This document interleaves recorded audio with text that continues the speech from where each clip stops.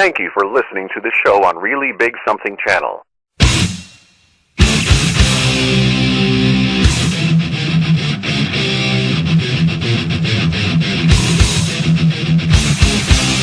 Warning: the Savage Nation contains adult language, adult content, psychological nudity. Listener discretion is advised.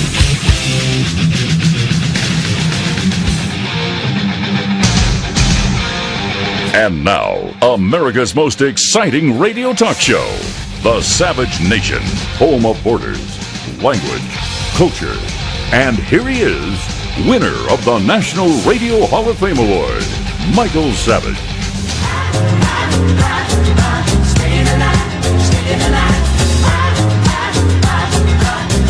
It is your favorite talk show host, Michael Savage, back with you this Monday. You can see why Michael Jackson went out on propofol, I can tell you that. Yeah, I can see why people get addicted to drugs. Not going to talk about my colonoscopy much, but I will talk about it a bit. Because it's all personal, political. The personal is political today. I mean, you could just read what's going on in the news on the web, but you can't feel it. With a talk show host who you've come to listen to, whether it's me or others, I don't know, you have a personal relationship. So it's sort of my bar, my coffee shop. It's open for business. You've come in, you're having a coffee, you're having a tea, you're having a cappuccino, a macchiato, whatever.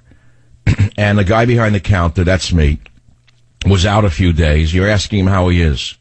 He's here, that's all. So you want the details? I'll give you details. Just for fun, I mean, for the heck of it. I got to tell you this. The guy says to me, we're going to ask you 3 questions. What's your name? I tell him. When were you born? I tell him. What are you here for? I tell him. And I wake up. It's over. But that's only the beginning of the story. The good thing is there's nothing wrong with me. Just so you know, God has given me a new lease on life. What should I do with it is the real question. Now, you want to hear something funny. I know it's nothing compared to what people go through in life. Major surgery. But you know what? At the end of the day, a splinter in your finger is very personal. If it's your splinter, that splinter is more important than the other guy's cancer surgery to you. Am I right or wrong? You want the splinter out of your hand. So to me, the colonoscopy was a big deal because my mother, may God rest her soul, died of this. 88, yes. She went in for a colonoscopy and wasn't dead in 2 weeks. That's all. So I was afraid. I mean, well, you don't know. You don't know what's going to be. So the fear of what he may have found was worse than, there was no issue there. The drugs were great. I can see why I don't use drugs, because I'd be an addict. So they found nothing. Diminutive polyp in the cecum, small polyp in the sigmoid colon, one diminutive polyp in the sigmoid colon. That's it. Nothing.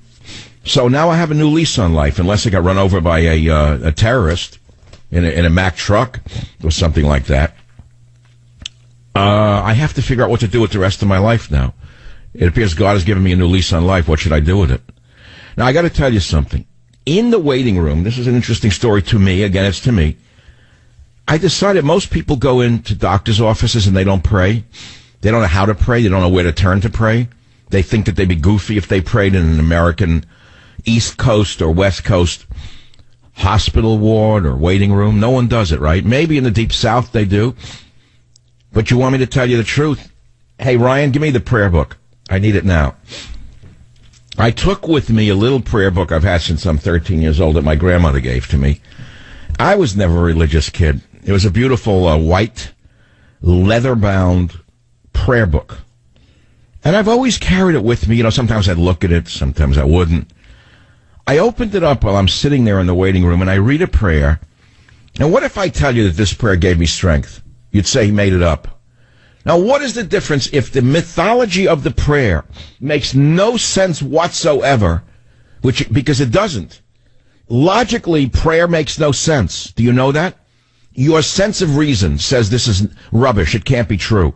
And I'm going to read you some of the points of the prayer where I say, but it gave me a feeling of confidence that I'm special, that God's looking over me. Isn't that what matters? In that sense, you could say that religion... See, I'm going to go into this now. Okay, that religion is very personal and very egotistical and quite narcissistic, incidentally. I don't think anyone's ever said that, but since I'm writing my book, God's War. I may as well throw that in there. Religion at the end of the day and prayer is extremely narcissistic and personal. Because listen to what the prayer says. Okay, so I'm sitting in the waiting room, middle-aged people, well-dressed, soft clothes. There was one famous rock and roller in there. I won't mention who. You probably don't know him. It wouldn't matter anyway. Guess he had to have the same thing. So I read the prayer, and it says, He shall deliver thee from the snare of the fowler and from the noisome pestilence. What does that mean? He shall cover thee with his pinions. I don't know what a pinion is. And under his wings shalt thou take refuge. Well, that's interesting. So God had wings. His truth shall be a shield and a buckler. Now, but here comes the interesting part. In the little prayer I read in the waiting room.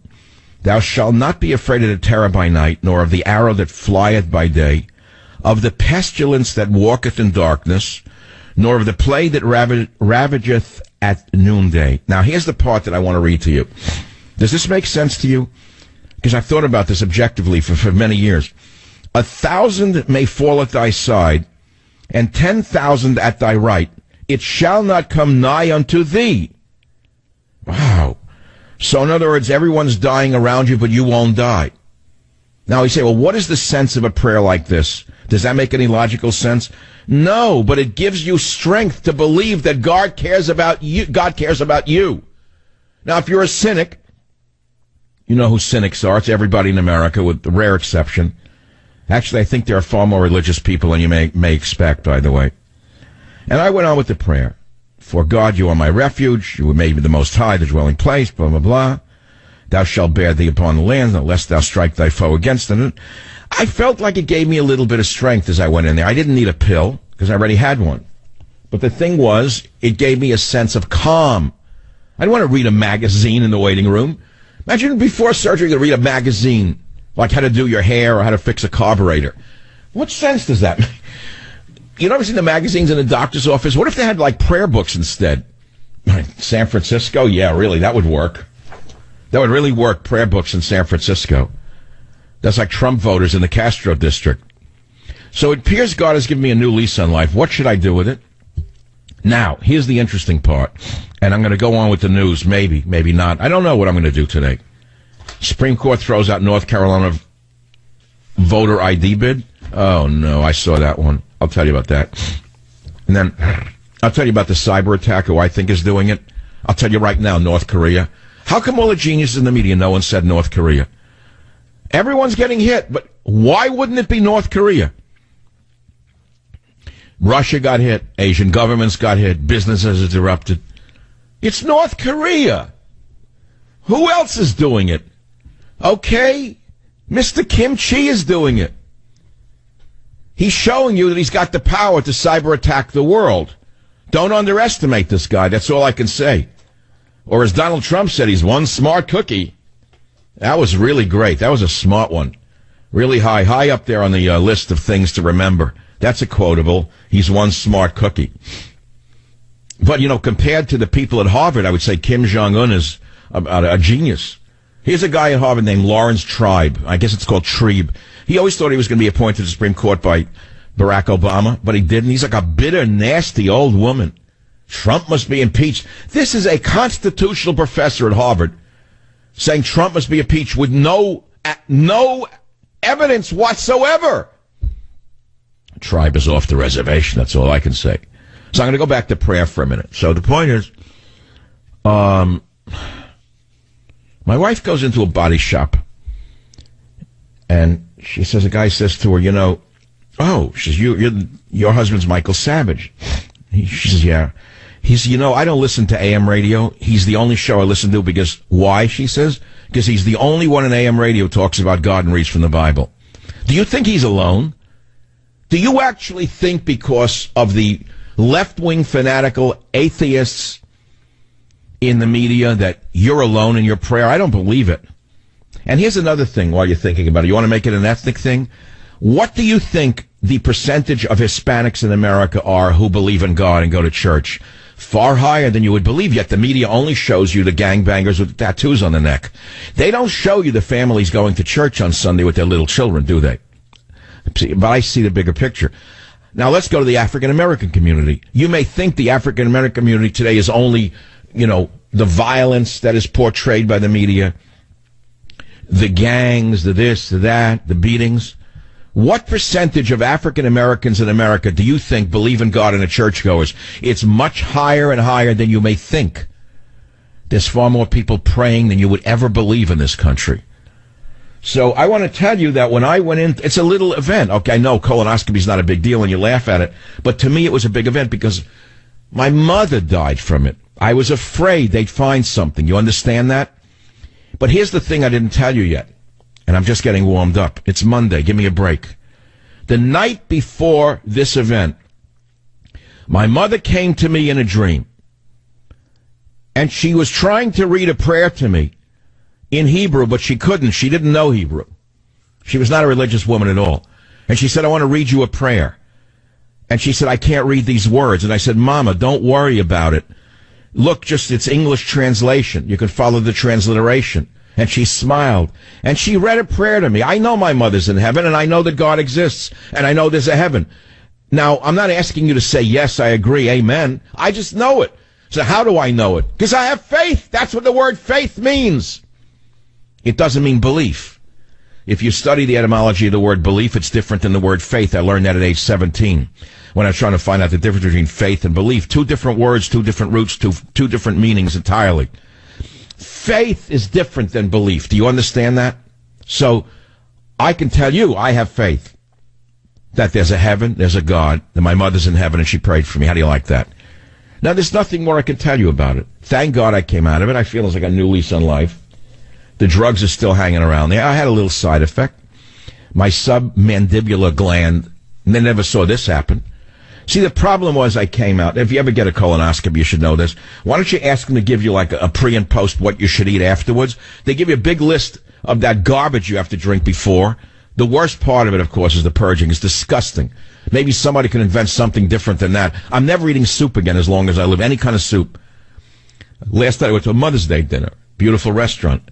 I said, take the soup tureen away from me. I never want to put it in my mouth. Never. After eating that broth, it's all I could eat was broth the day before. Never. I don't ever want to put soup in my mouth. It was so nice being with the family and my grandchild. I got to tell you. So the whole thing is family, and the house was filled with dogs and this, and dogs and the baby and the outfits and the little boat. It was really nice. And you realize that children are a blessing, total blessing, and you realize that they are the future.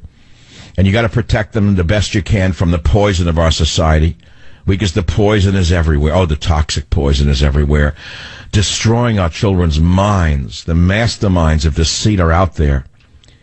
So that was nice. That was good. Mother's Day was nice, but never, no more soup.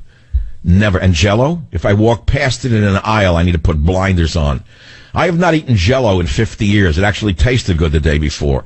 It was one of the few things I could eat.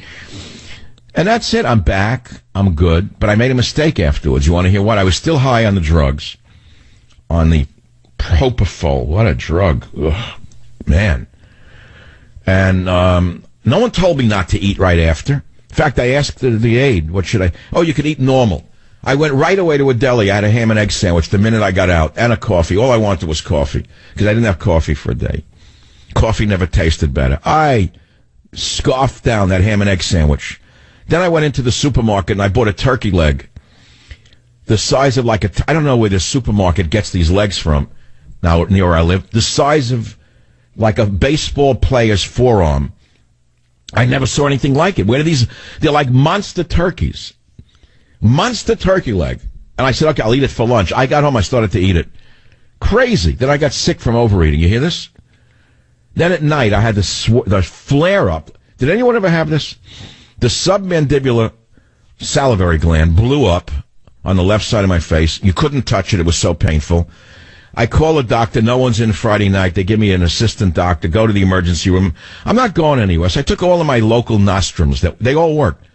I did my throat spray, mega doses of vitamin C, mega doses of zinc, stuff I've used for 50 years for myself and my family, and some other things. And I got it down a little, but it still flared up. Would you believe this?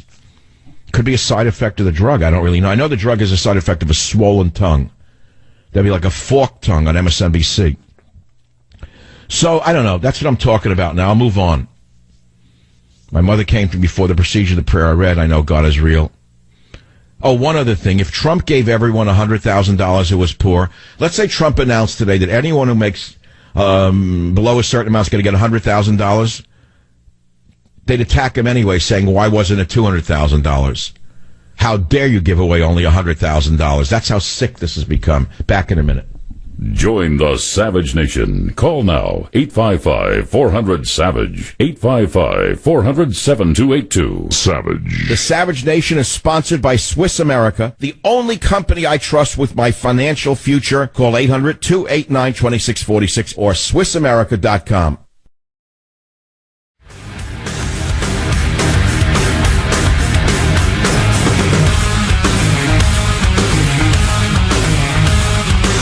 Welcome. If you heard the opening, you're going to be able to follow what's coming. If you didn't hear the opening, I don't know. You're going to have to catch up if you showed up late in the classroom. Bobby, on WABC, we have less than a minute. Fire away. Go ahead. Sir, I do have to admit, I don't even know how to start speaking with you.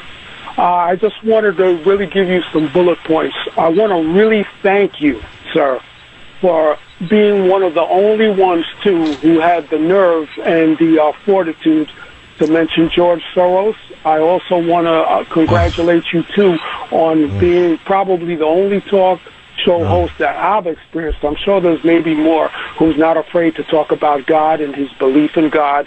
And but how could you put that animal in the same words with God? I don't understand what one has to do with the other. I'm just saying the things that you have made. Soros is the living devil, in my opinion.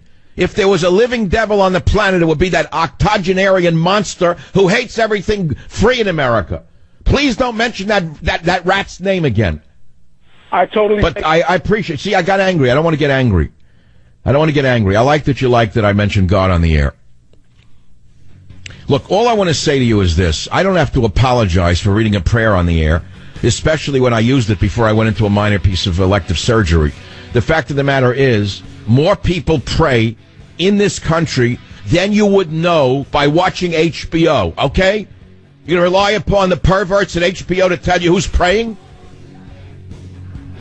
Join the Savage Nation. Call now, 855-400-SAVAGE, 855-400-7282. Savage. Thank you for listening to the show on Really Big Something Channel.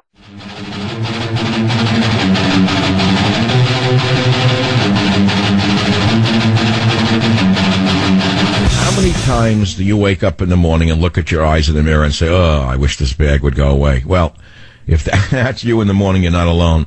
I know, but you know, bags and puffiness under the eyes happen to be a problem for millions of American men and women. But I have something for you to think about. The new Genucell serum with plant stem cell technology from Chamonix. Susan from New Jersey wrote, and she said, I've been using Genucell for a couple of months. The puffiness around my eyes is gone. Even the crow's feet and small lines have disappeared and have not come back. I love your product. I use it under my eyes, around my cheekbones, and on my eyelids. Not only Susan, folks, millions of people use it, and they love it. And with its instant effects, you'll see results in the first 12 hours, guaranteed. Or what? You get your money back. Chamonix has extended their amazing Mother's Day sale. Call now and get a free month supply with your order and free upgrade to express shipping. All you got to do is call 800-SKIN-891, 800-SKIN-891. 800-SKIN-891. If you order now, Chamonix will include a surprise luxury gift absolutely free. 800-SKIN-891. 800-SKIN-891. That's 800-SKIN-891. So at the Mother's Day dinner last night in the restaurant, I had two mothers at the table, my wife and my daughter, who's also a mother. And I thought about how significant this is and how beautiful a holiday it really is, Mother's Day. That maybe it started as a Hallmark card birthday, holiday. But when you celebrate women like that, and not just women, not the screecher, screaming, bomb throwers. I'm talking about women, mothers. Mothers, the backbone of the entire society. They bear the burden. Father, makes the baby with the mother, but what does he really do? His body doesn't get affected by it. The mother, think about what the poor woman has to go through to bear a child. We never ever talk about that. It's hidden. The woman's body is so heavily assaulted by childbirth. You do know all of this. The poor woman has to deal with all of this. The man's nothing. It's like a gadfly. There he is, flies in and flies out. So you have to respect women. You have to really take care of them. That's the whole point of it. We're talking about mothers. We're not talking about Joy Behar types. We're not talking about the other type, the basters. We're not talking about them. We're talking about the authentic biological mothers. How's that? You don't like it? It's too bad. Go read your book of the devil. You don't like what I'm saying? Go worship your book of the devil. Get out your pentagram. So I'm at the table, and I had my first glass of wine or three before anyone sat down. I opened up a great bottle of wine. I've been holding a Bourgogne, Loire Valley. Wow, it makes Sauvignon Blanc taste like what it is, which is toilet water. So, I was a little, 6 sheets to the wind, just on 2 glasses of wine. So the restaurant's crowded. I said, I want to make a toast to the mothers at the table. All right, so he's going to figure he got to do that. And I said, were it not for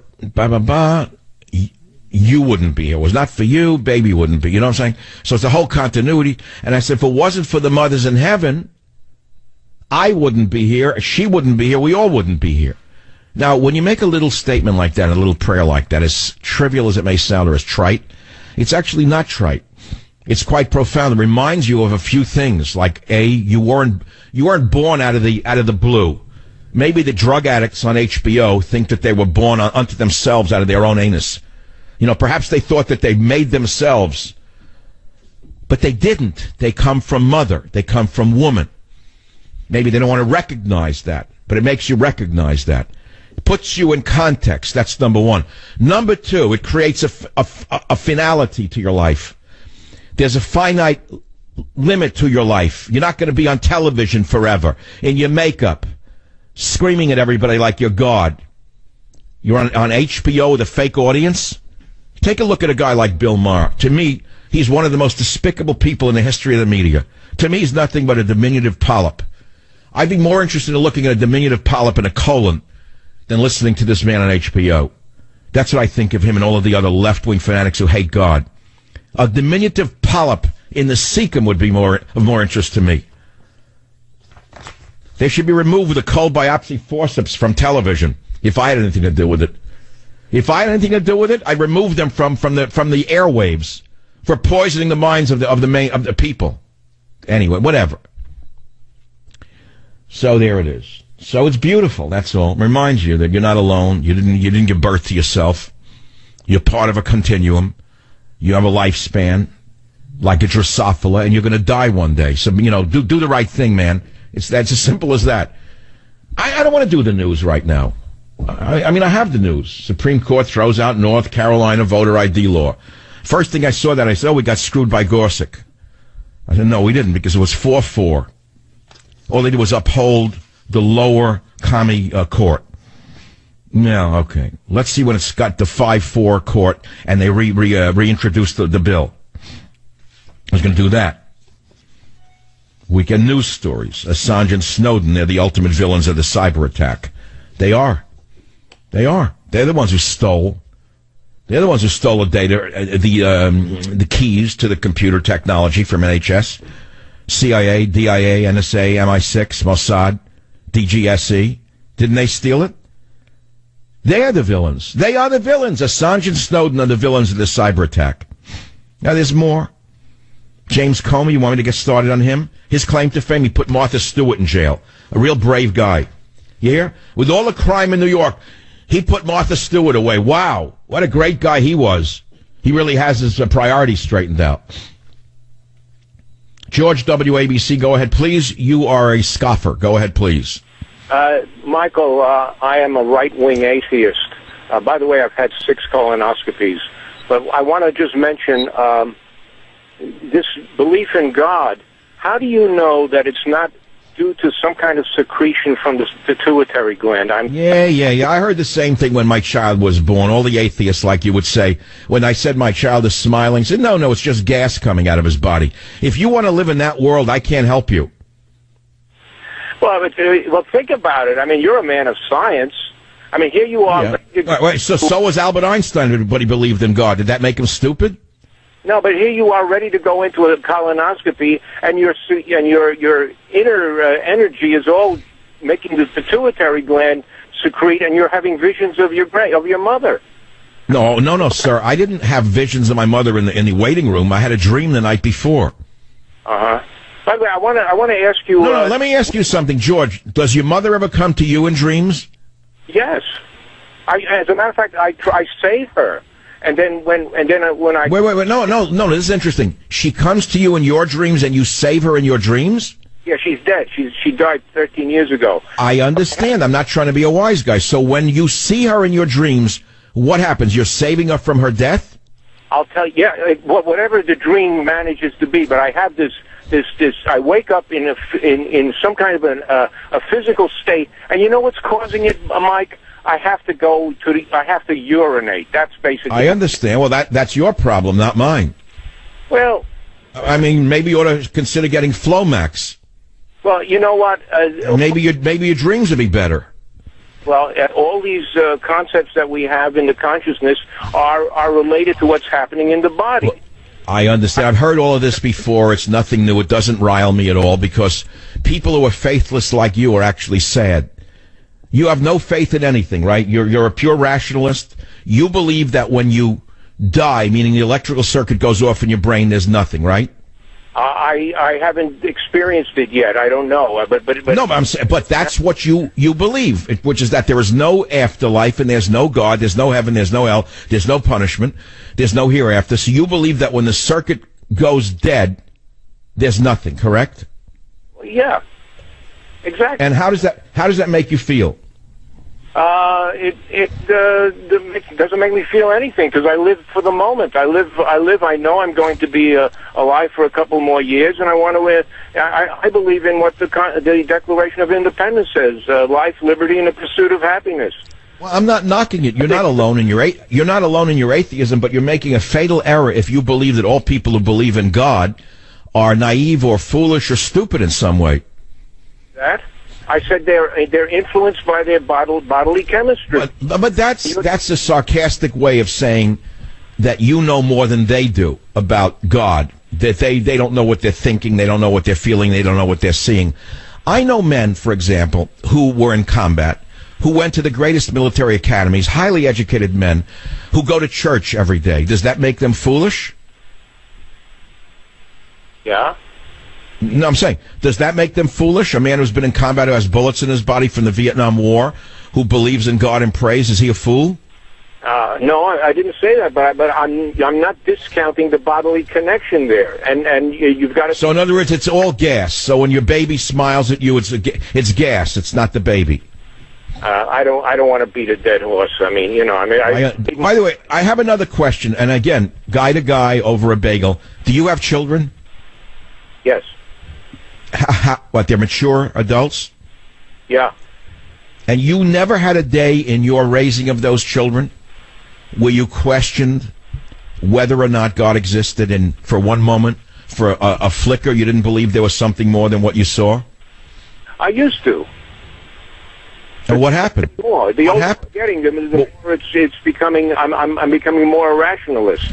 Because look, the guys that flew the planes into the World Trade Center, they were believing in God, in their sort of God. No, but they didn't believe in the true God. They believed in the false God.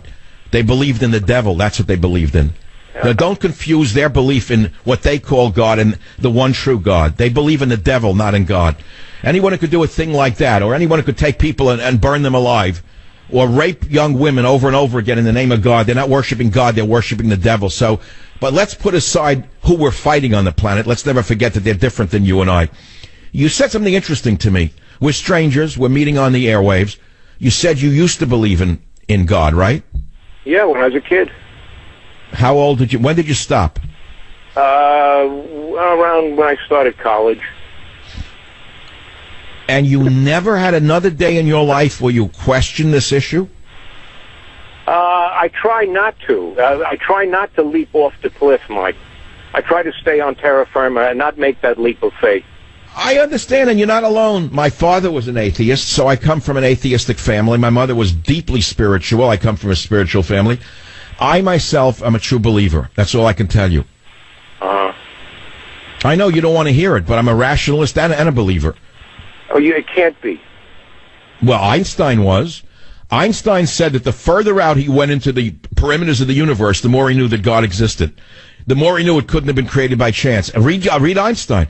The more he studied the outer limits of the knowledge of the universe, the farther out he went, the more he realized there had to be divine creation. Well, I'm not making that up. You see, that's the interesting part. And you see, the universities today show pictures of Einstein with the wild, crazy hair, with his tongue out like he was a pothead. He wasn't. He was the opposite of that. All right, look, we're not going to get anywhere.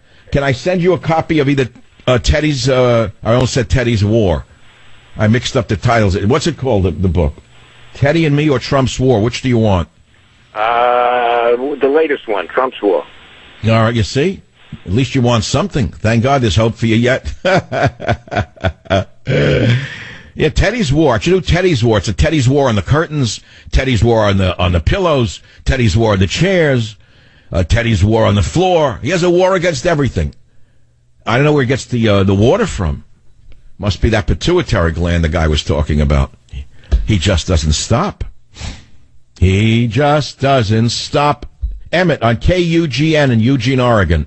Eugene, you're on the Savage Nation. Eugene, what's on your mind? I am so honored to speak with you, sir. Well, make your points, sir. Okay.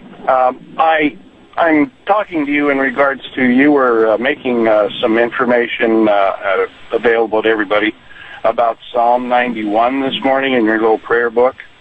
Yep. And it's we got to speed it up. There's a big audience, and they're lazy, and they're angry, and they want to change the dial. I was reading the Psalm of David, and I was talking about how if a man is in battle, and he says, "Thou shalt not be afraid of the terror by night," blah blah blah. 1,000 may fall at thy side, and 10,000 at thy right; it shall not come nigh unto thee. Now, I'm saying to myself, you have to be a real narcissist and egomaniac to believe God is going to select you to live. But that is what is required, not only in the heart of battle, but in the heart of life. That was the point, Emmett. That's the point I'm making, is that's in Psalm 91, just for reference. You didn't mention that. I'm just kind of adding on to what you said. In that psalm, it was used a great deal. It's called the Warrior's Psalm, and it was used a great deal during World War II. I had no idea, but I flipped through my prayer book in that waiting room, and that's the one I found. So don't tell me there's no divine hand up in heaven moving my hands and my lips. And on that note, Emmett, I'm going to take a quick break and be back in a moment on the Savage Nation. Join the Savage Nation. Call now, 855-400-SAVAGE, 855-400-7282. Savage. The Savage Nation is sponsored by Swiss America, the only company I trust with my financial future. Call 800-289-2646 or SwissAmerica.com. You're listening to Michael Savage. Coming up tomorrow morning from 5 to 9, it's the KSFO Morning Show on Talk Radio 560 KSFO. So there's a lawyer at Harvard named Lawrence Tribe, T-R-I-B-E-C. He's calling for Trump's impeachment without any evidence whatsoever. This little guy, this diminutive polyp named Lawrence Tribe, you got to hear him in clip one. Listen to this diminutive polyp. He has shown no respect for the rule of law. He regards himself as above the law. He thinks it's appropriate to essentially have a job interview with the FBI director. As we now know, the FBI director wanted to be reappointed, and the president essentially told him, well, we'll see. It depends. Will you plead loyalty to me? Well, kings and monarchs and dictators. Now he's expanding now. This is what he got away with at Harvard, teaching drug addicts for his entire life. And because there's no evidence here. There's not a scintilla of evidence. While there were mountains and mountains and mountains of evidence against Hillary Clinton, Lawrence Tribe, and how about all the crimes that his boss Barry Obama committed while Barry Obama ran roughshod over the Constitution for 8 straight years? You know, the same Barry Obama who is the man who represents all the poor of the earth. You know him. You know the Nobel Prize winning man. You know, the very same guy who just got a $70 million book advance and $400,000 for a speech. You know that guy, the man of the people, the guy who's been on one yacht after another of trillionaires. That guy. He was not impeachable, though, was he? He was not above the law. He didn't consider himself above the law. He didn't consider himself above the American people. He didn't obstruct justice. He didn't create the greatest surveillance state in the history of the world. He didn't do any of that thing. But where was Lawrence Tribe then? He was lecturing and browbeating his stupid students at Harvard, because he wanted to be a Supreme Court justice. And now he thinks that his time has come to suddenly speak. Tribe, you're off the reservation. That's all I can tell you. I don't know what you're smoking, baby, but it's not good weed. Join the Savage Nation. Call now, 855-400-SAVAGE, 855-400-7282. Savage. Thank you for listening to the show on Really Big Something Channel. Warning. The Savage Nation contains adult language, adult content, psychological nudity. Listener discretion is advised.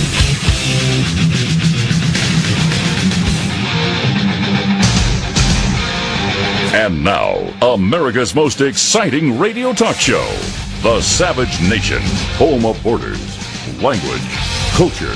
And here he is, winner of the National Radio Hall of Fame Award, Michael Savage. It's the Savage Nation. Lou Pate filling in for Dr. Savage. He'll be back on Monday. In the meantime, you can join us at 855-400-SAVAGE, 855-400-SAVAGE. But before you do that, pick up a copy of Trump's War, His Battle for America, more important now than ever. You're definitely going to want to check that out. We're going to be talking about the media here, okay? And Dr. Savage covers the media. He covers a lot of things in Trump's War, His Battle for America. But the media, do you think the media is being fair to President Donald Trump? I don't think they are. Okay, I'm a Trump supporter. I've been a Trump supporter. I have my Make America Great hat that I wear just to annoy people in Palm Beach County, where I live, home of the Hanging Chad. But the media is being incredibly unfair to the president, and I cite all of the coverage. There was a study came out that said 89% of the coverage by the media is negative towards Donald Trump. Now, it comes back to what I said in the first hour. I touched on it. They can't believe that Hillary Clinton lost the election. They just cannot get over that hump. So they've made an effort, and I do think they've all colluded on this, to try and destroy Trump's presidency, okay, so that he doesn't get elected in 2020. But more so than that, they're trying to make him look like a crazy person. They're trying to make him look like a fool. They're trying to make him look dumb, okay? And pretty much the conclusion I came to on that is that's what they think of us. They think we're stupid. They think we're foolish. They think we're dangerous. They think we're dumb. What did Hillary Clinton call us? Deplorables. All of you out there in the Savage Nation, deplorables. And I even look at, we have a lot of sound bites, we're going to be getting to them, of President Trump's interview with Lester Holt. And you can just hear the condescension of Lester Holt. You can hear how, I just don't like you, is what he's saying. I played a soundbite of President Trump in the first hour. You could hear the sincerity in his voice when he says he's trying to create jobs. But Lester Holt, no, he just doesn't like him. But the media is going out of its way, making stuff up. We had the Washington Post and the New York Times just yesterday point out that Comey was fired because he asked for more money for the Russia investigation. That turned out to be fake news. So the New York Times, and I know there's people there at the New York Times who listen to the Savage Nation, monitoring what Dr. Savage says all the time. Today you're stuck with me. I know you listen, and you know what you're doing. You broke the law when you published portions of Donald Trump's taxes that time. You're not a news organization. You're propagandists. And you run with this fake news because you know people are busy and they're only paying attention partially. And they'll catch the headline. And then people have said to me, oh, my neighbors, Comey asked for more money. That's why Trump got rid of him. Well, that's the furthest thing from the truth. And how do we know that? The acting director of the FBI, McCabe, said it, and he said it under oath. So we know it is factually incorrect. So another demerit for the New York Times, another demerit for Jeff Bezos' propaganda wing, the Washington Post. And now we have CNN today running with Trump threatened Comey. Trump threatened Comey. That tweet about that says, James Comey better hope that there are no tapes of our conversation before he starts leaking to press. It wasn't a warning. It wasn't a threat. It's Trump being Trump And it comes back to what I said the theme of the show is today, that the media does not understand Trump, and they never will. They don't know what to do with a president who says what is on his mind at that moment. They just don't know how to deal with it. And let's face it, you've got CNN, you got a bunch of nepotism hires over there, Chris Cuomo, you got another nepotism hire, Anderson Cooper. You've got all of that going on there, and these people have no street smarts. They have no sense of humor. And I think a little bit they have no humanity with them as well. But, Robert, if we can, here's Lester Holt talking to Donald Trump. Listen closely to this. It's clip number 11. Something struck me. You were in the Rose Garden the other day with members of the House celebrating the passage of the health care repeal and replacement. Right. And you looked around and you said, can you believe I'm president? I'm the president. And I wanted to be in your head at that moment. Do you still have moments where you think, how did I get here? I think everybody does. I think when you become president, it's very special. When you're in the White House, it's very special. And I had all of my Republican friends who have frankly been in politics all their lives and have done a great job. They're congressmen, and we had some senators, and etc. But I looked around and said, sorry, folks, can you believe it's me? And the truth is that anybody that becomes president of the United States has to every once in a while say, that's really amazing. It's an incredible thing. Do you feel like you're fighting for your legitimacy sometimes? Well, we're fighting hard. Like your legitimacy is under attack? Well, we have a very divided country. I mean, the Republicans are very, very much behind me. They love what we're doing on health care. Do you hear it? You know, what person, folks, what person out there who has become president, from George Washington down to Lincoln, down to JFK, down to Obama, down to President Trump, hasn't looked at themselves in the mirror once they stepped into the White House, although George Washington never lived in the White House, so don't take it literal, and looked in the mirror and say, geez, I'm the president. It's kind of akin to a person who becomes a professional athlete, whether male or female. You walk into the Yankee locker room, or you walk into the San Francisco 49er locker room, or you walk into Manchester United locker room, and there's your name on a jersey. Soccer, hockey, football, baseball, the presidency, and for a brief moment you go, geez, I'm here. This is my jersey. This is my Oval Office. Don't tell me that Bill Clinton never said, how did I get here? Everybody does. It's got to be overwhelming. Oh, you're sitting there on Air Force One, and you're cruising along, and you're like, no, this is me. This is me. So I'd like to know from you, do you feel, the listeners to the Savage Nation, do you feel the media is being fair? Do you think that when people like Chuck Schumer come out with no evidence and say there's a cover-up, when people like Maxine Waters come out and ask for impeachment, that there's something untawdry about it, there's something that's unethical about it with no evidence? 7 months later, I was watching Fox News this morning, and Liz Smith, L-I-S Smith, she worked with Martin O'Malley. His campaign didn't go far. Now, she's talking with Shannon Bream. Long story short is, she was saying about how Trump fired Comey because he asked for more money for the Russia investigation. And it's like, Shannon Bream jumps in immediately, goes, no, that's not true. That was debunked by acting deputy of the FBI yesterday, McCabe, under sworn testimony. No. It's like they just keep saying these things. And Liz Smith is not a stupid person, but they keep saying these things purposely, just pushing that talking point. And the Democrats have always been better at it than the Republicans. The Obama administration, to their credit, has been much better at it than any recent administrations. They just keep pounding the same point, driving it home, and they never allow themselves to be distracted. Robert, if we will, clip number 21. This is Dick Durbin, big proponent of Barack Obama. This is the narrative. This is what they want you to think that Trump is. President Trump is dangerous. Dangerous because he may be obstructing justice in terms of the investigation that really goes to the heart of our democracy, the accountability of the president, the people around him, to the rule of law, protecting our democracy from an invasion, a cyber invasion by the Russians. And secondly, his credibility has been destroyed. when you're the leader of the free world, you need to be credible not only in your own country to be an effective president, but around the world. And this episode this week is a demonstration that this president's credibility is not very strong. Trump is dangerous. Again, they want you to think he's crazy. Am I wrong? What do you think? 855-400-SAVAGE. That was Dick Durbin. He's an Illinois Democrat. Let's get to George from WABC. George, welcome to the Savage Nation. How are you? Hey, I'm doing good. Thank you for taking the call.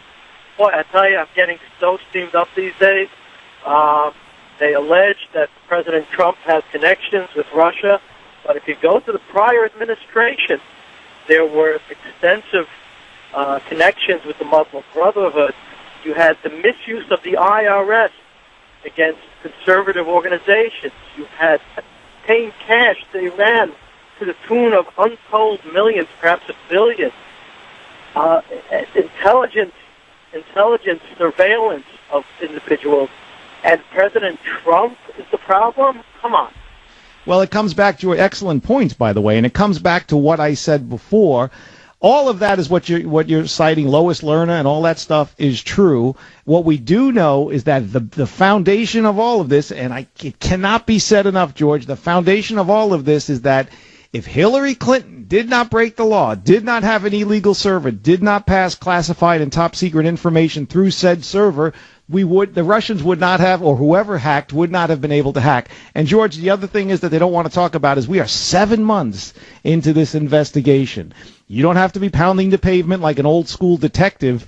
You just need to do it forensically through computers. Okay? You need a computer forensic scientist can track that and find out where it came from. Now, it might be distracted. It might ping in 50,000 places around the planet, but they'll be able to know whether it came from the Trump administration or whether there is any collusion. And the fact that nothing, not a crumb of evidence has been leaked, George, tells me that there's nothing there. What do you think?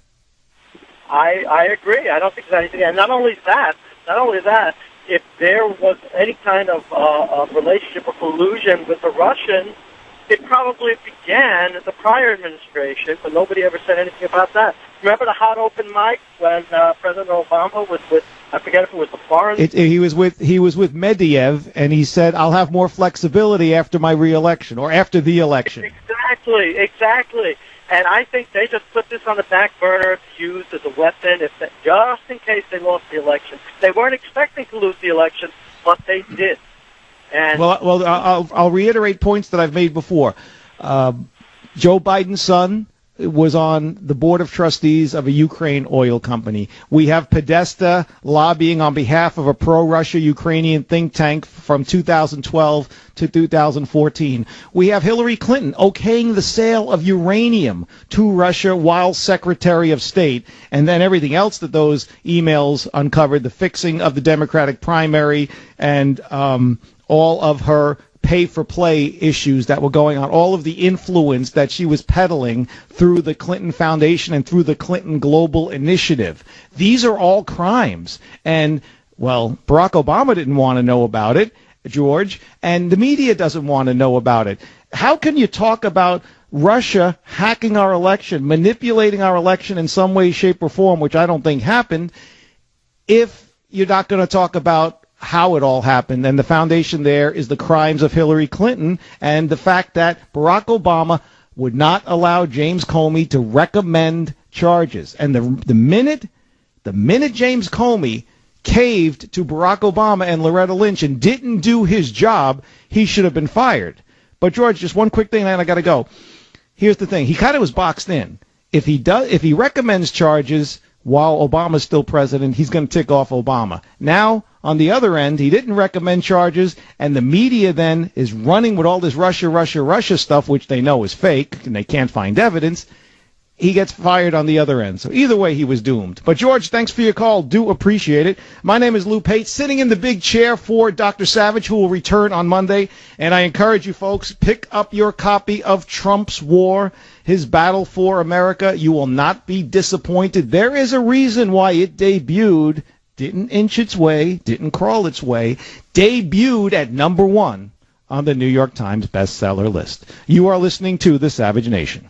Join the Savage Nation. Call now, 855-400-SAVAGE, 855-400-7282. Savage. The Savage Nation is sponsored by Swiss America, the only company I trust with my financial future. Call 800-289-2646 or SwissAmerica.com. Thank you for listening to the show on Really Big Something Channel.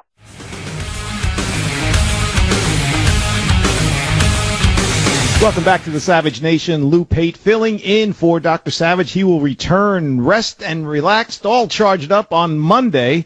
In the meantime, pick up a copy of Trump's War, His Battle for America, more now than ever. We are talking about the media, and if you go to Trump's War, His Battle for America, right there on page 198, it says, and I quote, Trump has endured false accusations, insults, and slanders of all sorts since announcing his run for the presidency in 2015. They called him a dictator. They made up fake news about him. They boycotted his inauguration.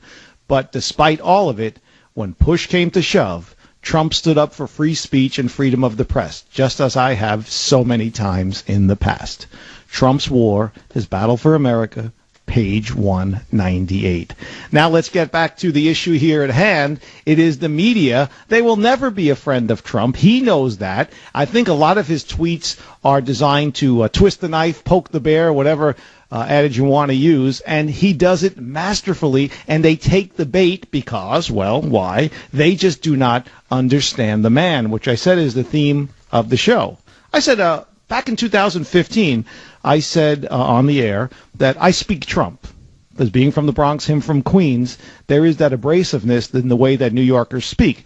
Those listening on WABC know exactly what I'm talking about.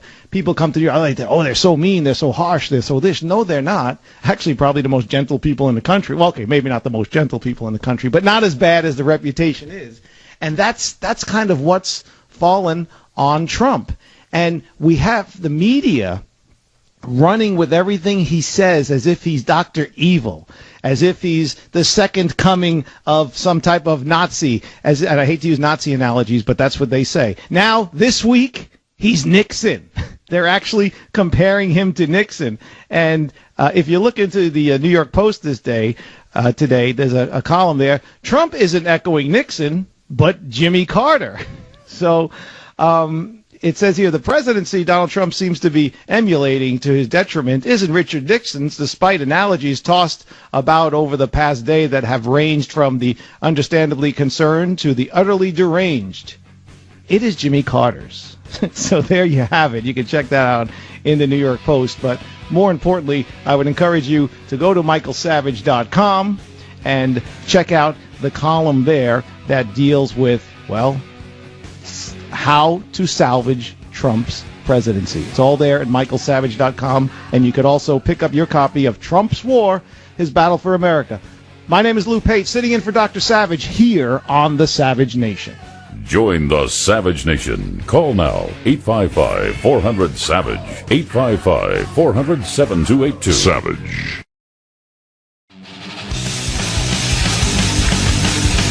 It's the Savage Nation. Lou Pate sitting in for Dr. Savage. He will return on Monday.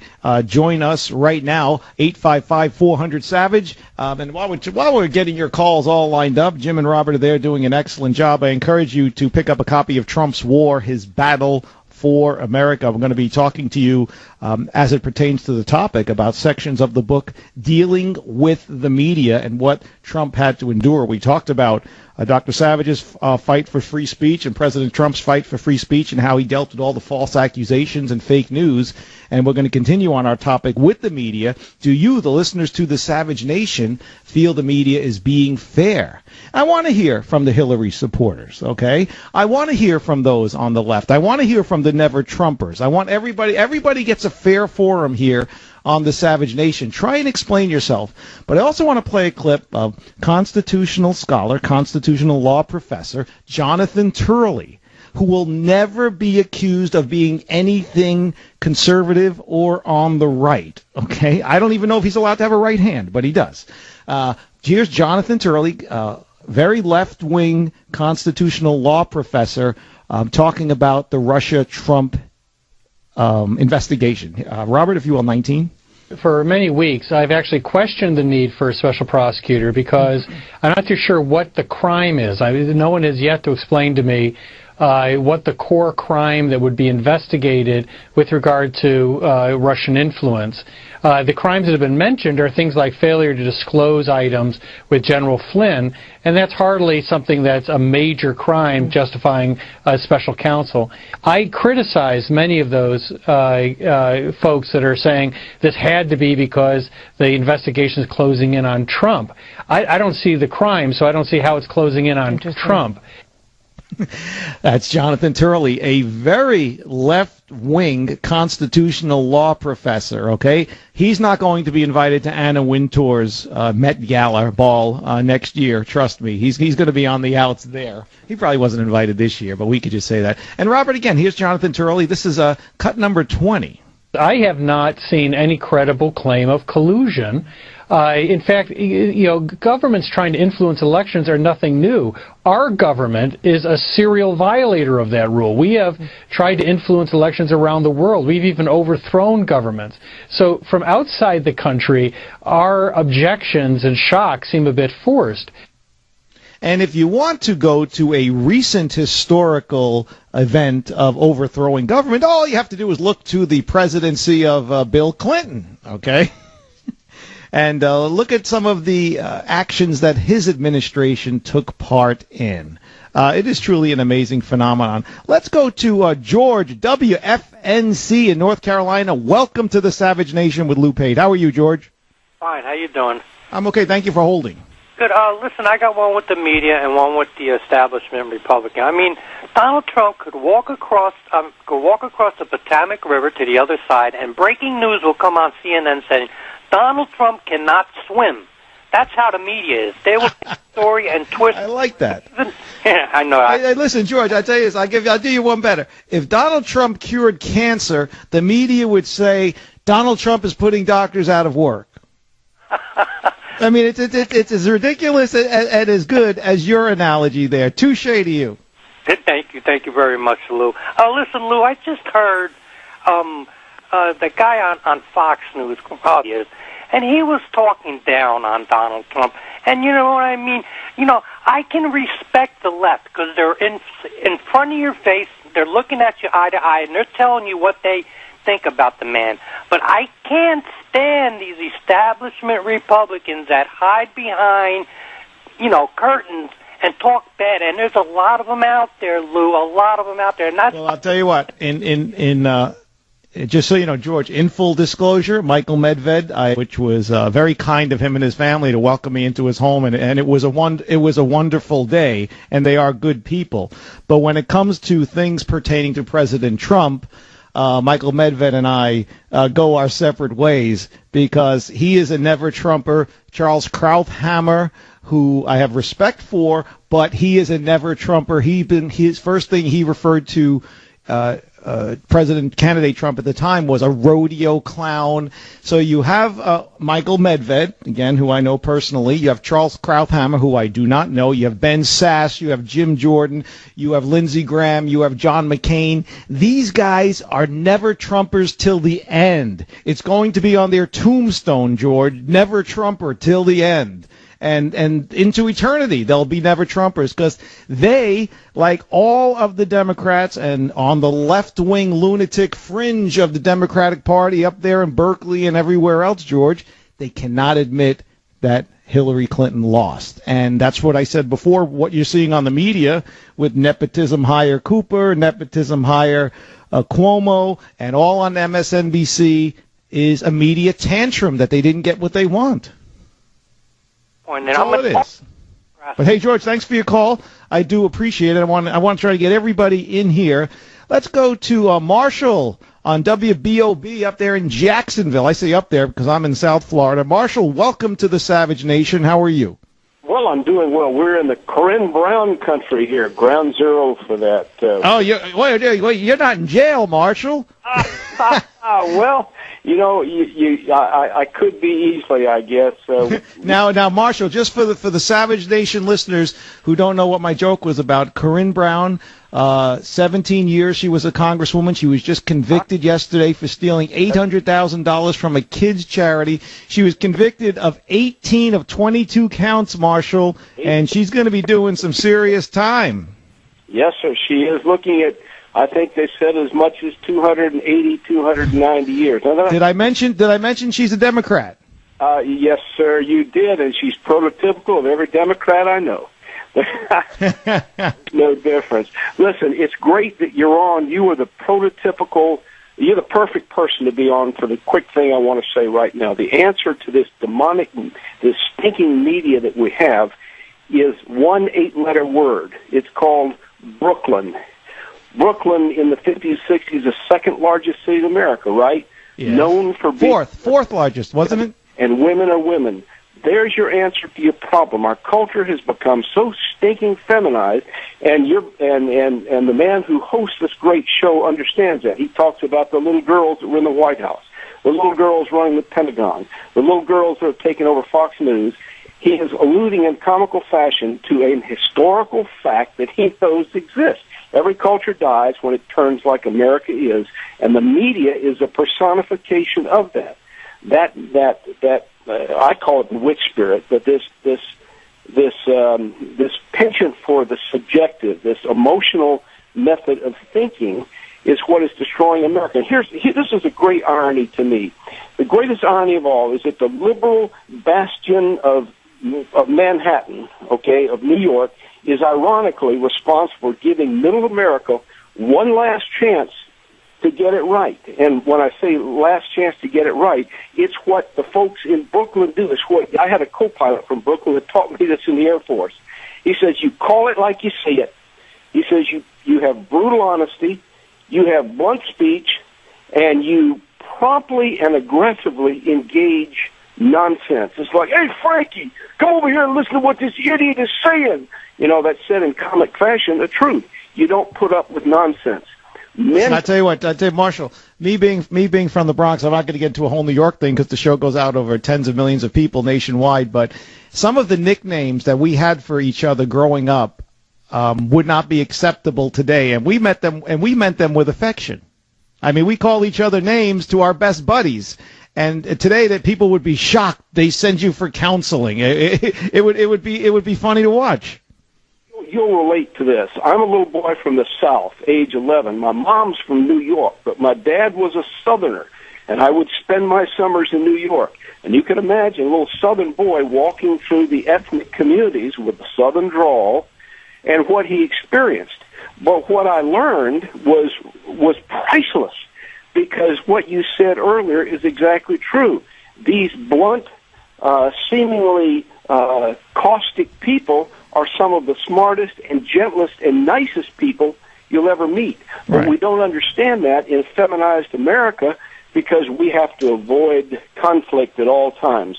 I wrote this down simply to say that confrontation is a tool for progress. It's not a threat to be avoided. And America now has to make nice on everything. Everybody has to win. It has to be a level playing field, whether a person merits that level playing field or not, and we have lost. It is the spirit of Brooklyn that will be what turns America back to its greatness. And guess what, folks? That's what Donald Trump is. He's the spirit of Brooklyn. All right. Hey, Marshall, I'll tell you what. You're not getting a trophy. So don't start crying, even though you gave us a great information there. What do you say? You're not going to cry, are you? Listen, I appreciate you taking it. I'm just messing with you. Thank you, Marshall, for your call. Donald Trump had tweeted out that maybe they should cancel press conferences and send out memos just so they're, for the sake of accuracy, there won't be any problems because people are twisting his words. It's really getting out of hand. There's an upcoming interview with him with Judge Jeanine Pirro on Fox News, and we have a soundbite from that. Robert, if you can play that Jeanine Pirro Donald Trump clip, please. Are you moving so quickly that your communications department cannot keep up with you? Yes. That's true. So what do we do about that? We don't have press conferences, and we do... You don't mean that. Well, just don't have them. Unless I have them every 2 weeks and I do myself. We don't have them. I think it's a good idea. Yeah. First of all, you have a level of hostility that's incredible. And it's very unfair. Sarah Huckabee is a lovely young woman. You know Sean Spicer. He is a wonderful human being. He's a nice man. Is he your press secretary today and tomorrow? Will he be tomorrow? Sure. He is. He's doing a good job, but he gets beat up. Will he be there tomorrow? Yeah, well, he's been there from the beginning. There you have it. Now, nothing against Sarah Huckabee, nothing against Sean Spicer.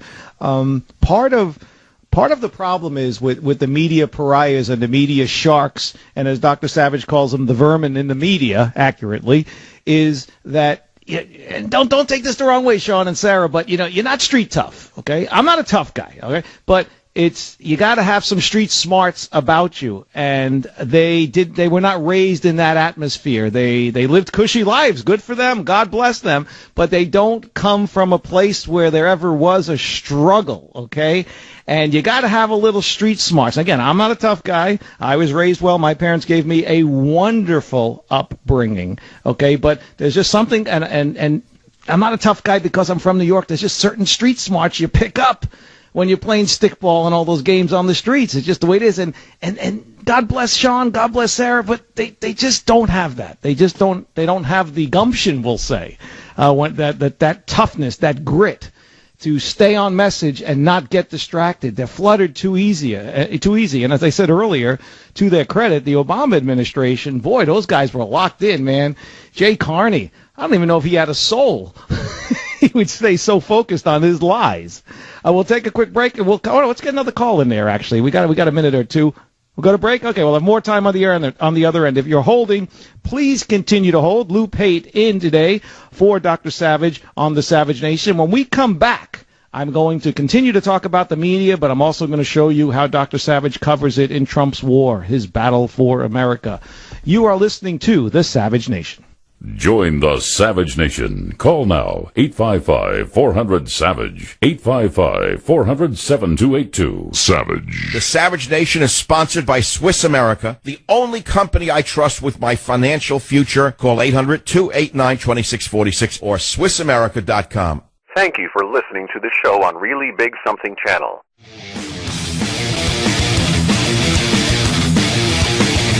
It's the Savage Nation. Lou Pate sitting in for Dr. Savage. He will be back on Monday. But in the meantime, pick up a copy of Trump's War, His Battle for America, the book that debuted #1 on the New York Times bestseller list, more important now than ever. I said I was going to cite from something I wanted to get to from Chapter 10, but we will get to that. I want to promote what's coming up in the next hour. Fight the Jews and kill them. That's a quote, folks. That's not me. There is outrage in Copenhagen. That is the call from an imam there, and we are going to handle it and address it straight on in the next hour of the Savage Nation. So keep it right here. In the meantime, we're talking about the media being unfair to President Trump. Not even close. Let's go to Paul, KBET Vegas. How we doing, Paul? Welcome to the Savage Nation. Okay, how you doing? Point I want to make. The media is not stupid. There's a psychological component to it. If you can tap into a person's emotions, critical thinking shuts down. And if you hear how the Democrats are speaking, they're basically tapping into fear. The constitutional crisis. Anyway, when they do that, they're tapping into the human brain, at which point, if you try to make a decision, you can't. So they're going after people. Once they reach that emotional impasse they can't get past, they start to get upset. They can start to move them in a direction they want politically. So this isn't happening by accident. It's being done on purpose. And hey, Paul, let me tell you this. I don't disagree with you. I agree with you except for one portion of what you're saying. I do think that Democrats are just thinking with emotions, and I don't think the media people, they're not stupid. I agree with you on that. But what they're doing is they are experiencing that same emotional level. Yes, are they manipulating people trying to hate Trump? Yes. Are they trying to make him look foolish, look stupid, look dangerous, crazy? Yes, they're doing all of that. But they actually believe it, Paul. They believe it because they are having a media tantrum. They cannot believe that Hillary Clinton lost, and the person that they blame is, well, it used to be James Comey until he got fired, and then they're going to blame the Russians, but now they're blaming Trump. And they're experiencing the same type of hysteria in their brain that you're describing that they're targeting at the audience. I believe they're suffering from the same affliction, don't you? Well, I agree, but see, they're not going after their base. Remember, there were several states that were Democratic that flipped Republican. They've got to find ways to put them back. And well, you had Michigan, you had Iowa, you had Pennsylvania, you had Wisconsin. There were many of them. So, but thank you for your call, Paul. Excellent point there. If you're holding, please continue to hold. We're going to get to your calls on the other side. My name is Lou Pate, sitting in for Dr. Savage. He'll be back on Monday. And let me tell you something. Trump's war, his battle for America, you will not be disappointed. Join the Savage Nation. Call now, 855-400-SAVAGE. Savage.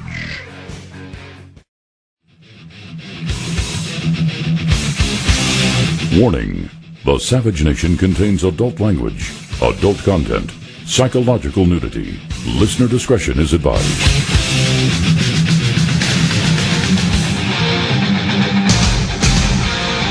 And now, America's most exciting radio talk show, The Savage Nation, home of borders, language, culture. And here he is, winner of the National Radio Hall of Fame Award, Michael Savage. It's the Savage Nation. Lou Pate filling in for Dr. Savage. He'll be back on Monday. In the meantime, pick up a copy of Trump's War, His Battle for America, more important now than ever. We are talking about the media and how they are being unfair to Donald Trump. We're going to be segueing into a troubling story out of Copenhagen, but if you're holding, please continue to hold. I want to get to all of your calls. The Savage Nation is the cornerstone of the Trump presidency. President Trump would not be President Trump without the support of Michael Savage and the Savage Nation listeners out there. And if you buy a copy of Trump's War, His Battle for America, as I said earlier, and no words are truer, it is like reading the events of our time in real time. It is truly amazing how Dr. Savage nailed this, and of so much of the media and so much of what's going on with the rhinos and the military-industrial complex and the First Amendment, the Second Amendment, and so on and so forth, the battle for real sciences. It's all there in Trump's war, his battle for America. I want to get back to the calls, so if you're holding, please continue to hold. If you want to get in on the conversation, it's 855-400-SAVAGE. My name is Lou Pate. In just a minute, fight the Jews and kill them. There's outrage in Copenhagen at an imam's call. There's an imam there who is citing a prophecy that calls for the killing of Jews. Now, folks, this is very serious stuff. We have the media, especially in this country, and the media around the world, for decades now, has been turning a blind eye on Muslim terrorists and the hate that is contained within Sharia law. We're always told that it is a religion of love, a religion of hope. It is not. Actually, in my opinion, it's a political organization. It's certainly become a political organization with groups like Hamas and Hezbollah holding positions of power. But when you turn a blind eye and you ignore that during the Iraq War that mosques were being used as armories, when you turn a blind eye that around New York and around San Francisco and around so many numerous other cities, both small and large, right down to the little hamlets, that mosques are being used as propaganda posts to push the hate that comes out of the radical Muslim faith. This is what happens. People get emboldened, okay? It comes from a whisper, and it goes from a whisper to handing out flyers, to standing on a street corner, to now we have this imam, which we'll get into more of the details now, and a part of a 30-minute address, which was originally released on YouTube and Facebook. Hey, Facebook, hey, YouTube, I thought you guys were supposed to be censoring hate speech. I thought you were supposed to be censoring things that called for violence, or is that only the ones that you deem violent, only if it's conservative? You got a guy saying, and I quote, fight the Jews and kill them, and it's up there. Truly amazing. You can check that out. It's at our friends at Breitbart.com. But let's get back to the phones, and then we'll get more into the imam and this hatred. Hey, listen, there's an old expression. He who ignores history is doomed to repeat it. You saw the Holocaust? You think that, wow, that could never happen? It pretty much happened in modern day. I mean, it was only from the 1930s. It's not that, 80 years ago, some odd years ago, from the 1930s through 1945. That's modern day to me. People think it could never happen again. We've had genocide since then. And if you get complacent, it could happen again quicker than you think. Paris is almost gone. London is almost gone. Brussels is almost gone. And once the territory is gone, it's going to be hard to get it back. The fact that the Dome of the Rock sits there in Jerusalem, I think, is a tragedy of humankind. But that's just my opinion. Let's get back to the phones. Let's go to Carl, KBET in Las Vegas. Welcome to the Savage Nation, Carl. Thank you for holding. Yeah, Mr. Pate. You said you're in South Florida. What part of South Florida are you? They call the whole thing from Miami up to West Palm Beach, South Florida. I'm not at Mar-a-Lago. They won't even let me clean the toilets in there, Carl. But I would take that job if they offered it to me. Well, I live in Las Vegas, but I have a property in South Florida, just north of Miami Beach, a place called Bal Harbor on Bal Bay Drive. I can't afford that either. That's very nice. That's Jackie Gleason territory down there. Yeah, I'm sort of liberal, but I'm also a capitalist, so maybe you can't equate the two together, but there it is. No, I can equate the two together because everybody's a capitalist, Carl. Everybody wants to make money, and they want to make as much as they can. Remember, it was Barack Obama who said, at some point you've earned enough money, but then he accepts a $60 million book signing, and now he's doing $400,000 a pop at a speech. God bless him for making the money, but don't tell me at some point I've earned enough. Okay, well, here's the reason I called. The tweets that Donald Trump sent out, especially today, about Comey, I personally think he's trying to threaten him to keep his mouth shut. I think he's afraid, Trump, about Flynn, Flynn, Comey, Manafort. I think he's afraid of what these people might say under oath. And in my opinion, it's just a threat as to keep your mouth shut. Afraid of what, Carl? Afraid of what they might say about him. What might they say? Well, because what he says that he told him, asked him 3 times, that he wasn't going to. They're not looking into his background, and I don't believe Carl, that. you're stuttering. Carl, come on. You know there's nothing there.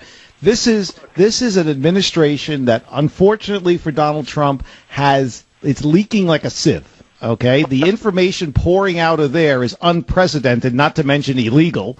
And if there was any information that would reflect negatively pertaining to Donald Trump on anything, especially the Russia situation, we would know about it, don't you think? I mean, for crying out loud, his private conversations, Carl, will leak to the media with the heads of other nations. Don't you think if there was any evidence out there, it would have been joyously leaked to the media by now? I think it'll come out eventually. No, I'm not asking eventually. I'm asking now. Why don't we know now? Because they don't have anything. They're still investigating. Look, Carl, it's been 7 months. My background is listening to people. I have a doctorate in clinical psychology, so I'm used to listening to how people say things and what they say. And I'm afraid to tell you that from listening to Trump, he pushes the truth awfully hard most of the time. And what does that mean? What does that mean? He pushes the truth. I don't even know what that means. That means he's lying a lot. He's lying. He lies a lot. What do you want me to say? Barack Obama lied a lot. Was he had any problems with that? Nancy Pelosi lies a lot. He's the president now. Trump is the president. And yeah, but what Obama was the president, he lied. Did you have any problem with that? Yes, anybody who lies, I have a problem with. Okay. But you're not answering my question. One, then I got to run. Don't you think if there was evidence out there, we'd know about it? It will come out. It's being investigated as of this time. So 7 months. 7 months they haven't been able to find anything. You don't find that weird? No, it takes time. Takes a while. All right, Carl. Keep dreaming. Keep chasing Russian unicorns, but also keep it tuned to the Savage Nation. We appreciate your support. Hey, let's go to my hometown, New York, and WABC on the air. Yes. Hi, how are you? Sorry about that. That's okay. Things happen. The reason why I'm calling. Where are you, Ron? Are you at a strip bar or something? Where are you? I feel that the generations that we have right now that are coming out of the... Sorry for that backward noise. All right, Ron, I got to let you go. There's too much noise in the background. Call me when you get to a quiet place. Let's move on. I apologize. Bill, WABC, welcome to the Savage Nation. Oh, Bill left as well. All right. Well, we'll go to Andrew, KFAY. Welcome to the Savage Nation. Hey, Lou. I just wanted to respond to the previous caller talking about how he thinks that Trump is scared of the truth getting out. Trump wants the truth getting out. I hear a lot of liberals saying that he's hiding stuff. They're talking out of their own guilty conscience. They're the ones that have everything to hide. They're the ones that try to cover up everything. So it's wishful thinking on their part, Andrew. They know there's nothing there. That's why I say let Pelosi and Waters and Maxine Waters and Chuck Schumer. Chuck Schumer, how many times is he going to say Trump is hiding something? Trump is hiding something. This is a cover-up. How many times could he say it? Just keep letting time move forward, and it'll show that nothing is there, and they're all going to be left with a major omelet on their face. Not just an egg, an omelet. You'll see. Absolutely. All right, Andrew, thank you very much. Do appreciate it. That's what it's going to be, folks. We have all of these people. How many times has Maxine Waters shouted for impeachment? But she made a comment the other day that if Hillary Clinton had fired Comey, it would be okay. We had a lawyer representing from the ACLU talking about the travel ban, talking to the justices, I believe it was the Fourth Circuit Supreme Court, saying that if Hillary had done the travel ban, he didn't say the name Hillary, just said if someone else had been elected president, it would have been okay. The travel ban would be okay. It's just not okay because Trump did it. Well, that's just ignorant. Amazing. Let's take another call. Let's go. We haven't gone to San Francisco. Dr. Savage's flagship there, KSFO. Mike, welcome to the Savage Nation. How are you? I'm doing well. How are you? I'm doing okay. What's going on? I don't know. From what I can see, it seems that Trump seems to be about 3 to 5 moves ahead of all these people playing this game right now. It's been going on for a while. That was a slick little move he pulled with Comey, full-on ambush. Waited till he got to the other side of the country, nailed the guy, got him out of there. In the meantime, they're probably going through his office, got all his personal junk out of there, waiting until... Yeah, his office is going to have new carpet before he was able to go get that proverbial cardboard box. But, Mike, touching on what you just said, it's very interesting because you're touching into something that in their hysteria, a previous caller talked about how Dems are being emotional. In all their hysteria, they don't see that a lot of the tweets that Dick Durbin is calling dangerous and many other people are calling unhinged and crazy and stupid, a lot of those tweets are manipulative.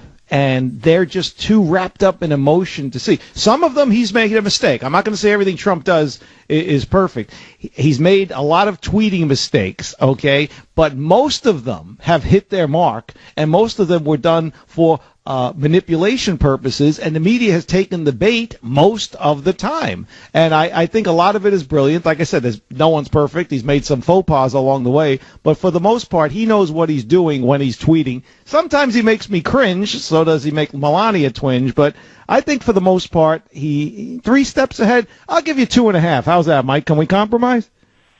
Maybe we'll go to Vegas first. I actually used to live there. I really don't want to go back, though. I'd rather come to San Francisco, but as Dr. Savage has been describing it lately, I don't think I want to come there either. That's not too bad. Just stay out of the city. Just stay on the periphery. You could come to San Francisco, just stay out of the city of San Francisco. Is that what you're telling me? Yeah, stay on the periphery. Just like do drive through, and you'll be okay. All right. Appreciate it, Mike. Thank you very much. Mike has insight, though. Mike has knowledge, and he's not thinking emotionally. He sees a lot of what Trump's tweets are. manipulation, staying ahead of the media, actually dictating the media. We'll take a quick break. We'll come back. Lou Pate sitting in for Dr. Savage. He will return on Monday. Go to michaelsavage.com. You can sign up for the newsletter. It's delivered free to your inbox, and you could also order a copy of Trump's War, His Battle for America. My name is Lou Pate. This is the Savage Nation. Join the Savage Nation. Call now, 855-400-SAVAGE, 855-400-7282. Savage. The Savage Nation is sponsored by Swiss America, the only company I trust with my financial future. Call 800-289-2646 or SwissAmerica.com. Thank you for listening to the show on Really Big Something Channel. It's the Savage Nation. Lou Pate sitting in for Dr. Savage, 855-400-SAVAGE. Dr. Savage will be back on Monday. In the meantime, pick up a copy of Trump's War, His Battle for America. We're talking about the media. Coming up in the next segment, we're going to be talking about the outrage in Copenhagen at an imam's call to, and I quote, fight the Jews and kill them. But in Chapter 10 of Trump's War, His Battle for America, Dr. Savage writes, Trump called his first news conference in several months on January 11th. The briefing and Q&A session covered many topics, but one of them was the fake news published by BuzzFeed and CNN regarding sexually depraved acts Russian intelligence supposedly filmed Trump engaging in while in a hotel in Russia. By the time of the news conference, the story had been completely discredited by all but the most delusional of Trump's opponents. Trump's War, His Battle for America, Chapter 10. Judy in KVOR in Colorado Springs, welcome to the Savage Nation. How are you? I'm doing good. How are you? I'm good. Thanks for holding. I just been wanting to make this comment that Mr. Savage scares the death out of me. I'm afraid to talk to him, but... Oh, come on. Don't be afraid to... Listen, as long as you're honest with Dr. Savage... there's no reason to fear. You know, I'm sure he, like me, doesn't like people who are lying or people trying to pull the wool over his eyes. That would tick off any man. But no, he's a good man, and as long as you're straight up with him, he'll always be straight with you. Well, I'm going to be straight up about Trump. These media, the Democrats, the people that are all up there in Washington are scared to death because Mr. Trump doesn't have, or President Trump now, doesn't have nothing to lose. He doesn't like what's going on, and he's doing something about it. And they're so terrified of what's going to come out, and he will get to the bottom of it. He didn't make it all these years and become a billionaire for nothing. Well, I'll tell you what, Judy, you're onto something there. The establishment Republicans and the establishment Democrats, as Dr. Savage talks about in Trump's War, His Battle for America, right there, Trump's war against the enemies within, Chapter 1, Page 1, they are afraid of losing their power, Judy. They are afraid. The Republicans and Democrats alike, the Paul Ryans, the Mitch McConnells, the Ben Sasses, and on the other side, they got the... Chuck Schumer's and Nancy Pelosi's, they fear a guy like Trump because he is a challenge to their power, this private little club that they have going on in D.C. where Judy and you, the listeners at KVOR, and everybody out there in the Savage Nation listening, and we pay the bills, Judy. We pay the bills for their little perks in life, and Trump is a threat to that, and that's why they want him out of there. He's not part of them. It's like he... You know, in New York, they have the Yale Club. I worked there when I worked construction. And if you didn't graduate from Yale, you can't go there. It's like they don't want any outsiders in, and that's the deal. So we'll take a quick break. We'll come back again. Lou Pate sitting in for Dr. Savage. He'll be back on Monday. And more important now than ever, pick up Trump's War, His Battle for America. You're listening to the Savage Nation. Join the Savage Nation. Call now, 855-400-SAVAGE, 855-400-7282. Savage.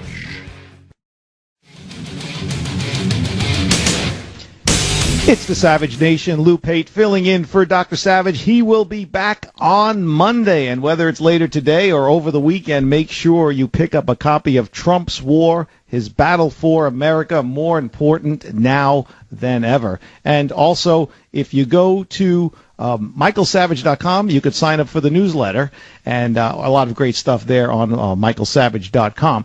There's a story that I find troubling out of Copenhagen, is an imam there saying, fight the Jews and kill them. There's a prophecy appearing to call for the murder of Jews repeated during a sermon at a Copenhagen mosque. It's causing outrage, as it should, and it was released online on YouTube and on Facebook. It was a 30-minute address. And again, I call out to YouTube. I call out to Facebook. Come on. Are you only going to censor conservative stuff that you deem hateful when many times it's not? When this is directly vile and hateful towards our friends of the Jewish faith, fight the Jews and kill them? People say, it's free speech. People say this is what's going on. No, this is what happens when people feel emboldened. And stuff like this has been going on in mosques around the world, mosques around the United States for a long time now. And the powers that be, the media, the liberal establishments in our major cities have all been turning a blind eye. So as I said earlier, the handing out, the whispers in a mosque in a little group turn into the shouts in a mosque in a big group. And the handing out of flyers inside the mosque to the people who attend the mosque turns out to people standing on street corners handing out flyers to regular folks who are not of the Muslim faith, trying to indoctrinate them.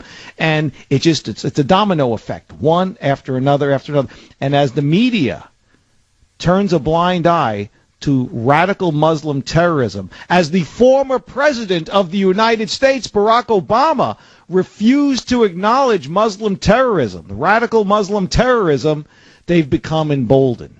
So emboldened that they don't fear any form of consequences from the authorities. They don't fear any form of backlash because they know there's none there. You have idiots like that mayor in New York City, Bill de Blasio, who protects all of the vermin, as Dr. Savage calls them, in the city. So now you have Mundir Abdallah. He was reported to police after being filmed repeatedly in Arabic. Okay, the verse says, "Judgment Day will not come until the Muslims fight the Jews and kill them." That's a quote. He also goes on to declare that a caliphate is coming. That is a state governed in accordance with Islamic Sharia law, for those of you who don't know. And this is outrageous, folks. And if you think things like the Holocaust cannot happen again, it starts with little things like this. It actually doesn't start with little things like this. It starts with the powers that be turning a blind eye. It starts with little movements growing into big movements. It starts with people who believe in caliphates, Sharia law, getting on city councils in small towns in the United States, becoming mayors in small towns in the United States, taking over police forces in small towns in the United States. And then it grows to a medium-sized city and maybe a large city. And it's easy to take over the large cities in the United States because the leaders are all a bunch of lily-white liberals with their crazed guilt. I don't understand white guilt. I don't understand the guilt of white Americans in this country whatsoever, but they have it, and it's easily manipulated, and radical Muslims know how to manipulate it. So what you see, look at London. London has a Muslim mayor. The minute he was elected into office, you know the famous double-decker buses that go around that go around London? Excuse me, sorry. The tourists use them. There was a sign put on all of them shortly after his election. Glory to Allah. There's pictures online. All you got to do is Google it. Glory to Allah. Beautiful city of the once beautiful city of London. It's not beautiful anymore, ever since they kicked out Dr. Savage. But it's fallen. They've done what the Nazis couldn't do, only they've done it very small. And actually banning Dr. Savage probably didn't help, which, by the way, you go on the website, michaelsavage.com, you can sign the petition that is requesting from President Trump to step in and remove the ban of Dr. Savage there in Britain. So you want to check that out as well. But anyway, we've got this part of a 30-minute address, as I mentioned, originally released on YouTube and Facebook, was later translated, and it's full of hate. Now, anybody can go on YouTube. There's no net nanny or any of that stuff that's going on there. Do we hear any outrage coming? There's outrage in Denmark. You're not going to see it on CNN. You're not going to see it on MSNBC. They're not going to call. If a Christian had called to kill the Jews, it would be the first thing that was up there, okay? But I'd like to know from you, the listeners to the Savage Nation, we have all this hate speech going on. We've seen ISIS around the world call on lone wolf killers to lash out at individuals. There have been too many instances already. There was Nice, France with the truck. There was Berlin with the Christmas fair there where the guy drove the truck into the people. In London just a few weeks ago, a guy ran down a bunch of tourists, 2 of them American, on bridges there, killed a number of people. Now we have an imam in Copenhagen calling for fight the Jews and kill them. Will this promote lone wolf killers? Will they start lashing out in Jewish communities? I mean, most major cities have their Jewish communities. I remember growing up in New York, you had Williamsburg and Brooklyn and a number of others, and drive a car down a sidewalk? Will the media then turn the blind eye? Have these people been emboldened because of former President Obama refusing to acknowledge them and always making excuses for them? Kind of like the bad kid in your neighborhood whose parents always make excuses for him, the schools always make excuses for him. What happens to that kid? They get worse, and they get worse, and they get worse until someone gets killed. Why? Because each time they're not disciplined, each time there are no consequences for their actions, they get emboldened. And that is what is happening with radical Muslim fundamentalist terrorists out there. Hey, you don't get more of a pat on the back than a commendation from the former president of the United States, do you? And what did the media here in the United States do? The vermin in the media, as Dr. Savage calls them. They did nothing. They turned a blind eye. They refused to acknowledge what was right in their face. Mosques being used to indoctrinate young people. Mosques being used to promote terrorism. Mosques being used to call death for the infidels. And now we have YouTube and Facebook. Where are you, Mark Zuckerberg? Where are you, Sergey Brin? Where are you, Larry Page? Come on.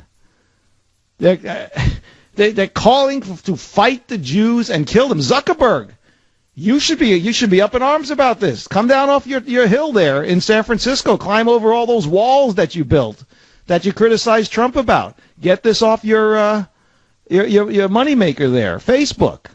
It's not conservative? Oh, no. You don't want to violate anybody's right to free speech? You want to allow an imam to post stuff on Facebook that says fight the Jews and kill the Jews? If there's not some type of retribution, if there's not some type of consequence of the actions in Copenhagen and from the world at large, even just verbal backlash that condemns this, it's only going to get worse. And then the deaths will happen. And the blood will be on their hands. It'll be on the hands of Islam. It'll be on the hands of the tech gurus in San Francisco. It'll be on the hands of Barack Obama. And it'll be on the hands of every Democratic politician here in the United States who turns a blind eye every time some Black Lives Matter person walks up to a cop and blows his head off. Every time some indoctrinated Muslim goes radical and drives a car down a street, whether in a small or medium or large city in the United States or elsewhere, and kills a bunch of people. The blood will be on their hands because they refused to do anything about the problem when the problem was smaller. And let's say it hasn't been small for a long time.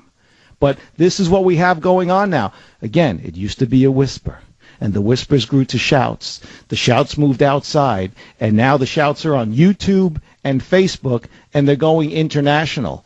I got to give credit to the terrorists, and I'm not saying that facetiously, that when it comes to recruiting young people off of the Internet, there's nobody better.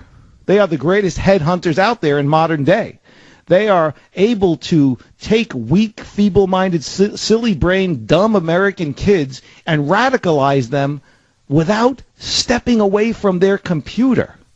And we have companies like YouTube and companies like Facebook who allow this hate to be put on their networks, their bandwidth, whatever you want to call it, their sites that reach, over 1 billion people. Facebook has more than 1 billion registered users.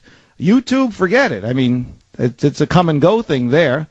But if you're conservative and you just went on there and said, I don't like Barack Obama's shoes and I don't like Obamacare, hate speech, bigoted, got to get off there. You're a conservative group who wanted tax-free status from the IRS. I can't have that. Obama nixed that behind the scenes. Got a Secretary of State who's selling influence, who longs to be president. Illegal activity on an illegal server. Oh, that's fine. Can't have that. Yeah, that's fine. That's all well and good. Truly an amazing phenomenon that we have going on here in the world. And I'm appalled by it, but it's only going to get worse. If you're conservative, too bad. If you kill people, you're a Muslim, you blow something up, oh, here's the liberal excuse. It's just a rogue faction. It's just a small percentage of them. That's always the excuse. I get that from callers. I get it in emails. I get it from people on the street. It's not all Muslims. It's not all of this group of people. It's not all of that group of people. It's just a rogue element. It's just small. Let's get to the phones. Lee, WTMA in South Carolina. Welcome to the Savage Nation with Lou Pate. How are you? I'm fine. Hey, thanks for taking my call. Yes, I agree with the radical Islams and all of that stuff. I'm with Trump on that. My thing, and you spoke about it last hour, is about, the media are scrutinizing Trump, but the problem is there's too much evidence that indicates that Trump is in league with Putin. Until Trump clears this up, there'll always be a legitimacy issue. Now, Lee, you say you're a Trump supporter, right? No, I'm not a Trump supporter. Okay, all right. I'm sorry. I misunderstood it. But let me ask you this: don't you think? I asked the previous caller this. Don't you think if there was any evidence of any kind negative that showed a hint of collusion between Trump and the Russians, it would be leaked? The investigation is just starting. No, it didn't. It started 7 months ago. Yes, but they're just getting subpoenas. They're just getting information. Come on, Lee. Let me ask you this: when Barack Obama was president, he knew that the Russians were hacking emails, okay, and he did nothing about it. Why? Because he thought Hillary Clinton was going to win, and it was no big deal. He knew about Russian hacking in 2015 and 2014. Why didn't he do anything about it then? It only became an issue after Hillary Clinton lost the election. True. He got with Mitch McConnell. He didn't want to try to change the election, so he and Mitch McConnell to do a joint press conference saying that this is what's going on and this is what we're going to do. But Mitch McConnell did not want to do it, and if he did it by himself, then it would look like he was. But you didn't answer my question. If the Russian hacking was such a problem, Barack Obama knew about it years ago. Why didn't he do anything while he was president? What they did this time was they mechanized along with WikiLeaks this fake news stuff, and that served. No, well, hold on, Lee. Just for the record, Hillary Clinton has said on the record during the second debate that those emails are all real. So that means the crimes committed on those emails is all real. She said it. Those emails are real. She said it during the second debate. No one has ever said the emails were fake. So that brings me to the question to you and all the other Hillary supporters. The fact that those emails revealed crimes on the part of the Hillary campaign, John Podesta and others, you have no problem. You still voted for someone who you knew was a criminal? Hillary is not a criminal. Okay, let me ask you this. The email server, having that is illegal, correct? No, that is not illegal. Yes, it is. Passing classified and top secret information through said email server is illegal too, is it not? Call me. We have the FBI, the Justice. All right, thanks for your call. You got nothing. You're just going to start rambling and wasting the valuable time here on the Savage Nation when we have bigger problems of ISIS-like groups wanting to kill Jews, not just in Copenhagen, but across the world. All of you Trump haters, all of the Hillary supporters who can't get over the fact that she lost the election, have your fun chasing Russian unicorns, all right? And while you're chasing Russian unicorns, some Muslim's going to jump in a truck in a street near you. I hope it doesn't happen, but the possibility happens because of people like this Imam Mundir Abdallah in Copenhagen calling for Jews to be killed. They don't care if they kill Jews. They don't care who they kill as long as they're not Muslims and they kill. Actually, they care if they're just killers. Because 9/11, a lot of Muslims died in those buildings as well. But what we have here now is a coordinated effort. You have YouTube. You have Facebook. You have an imam in Copenhagen, and we have nothing being done about this radical hatred being broadcast online. You guys are worrying about a fake news story from fake news organizations like CNN and MSNBC, and you don't realize the danger that's in front of you. Radical Muslims want to cut your head off. They want you dead. And they are now targeting Jews, just like they did in Germany, just like they did in Poland in 1930s and 1939, the Warsaw ghettos. You think it can't happen again? Or if you think it's only going to happen to the Jews, you're crazy, okay? Because they want all of us dead. We'll take a quick break and we'll come back. Lou Pate here with you. And, of course, if you have not got your copy of Trump's War, you must pick it up. Trump's War, His Battle for America. Much of what we're talking about here today, whether it be the media, whether it be radical Islam, is all there. And it's like reading our news events in real time. We'll take a quick break. You are listening to Lou Pate here on the Savage Nation.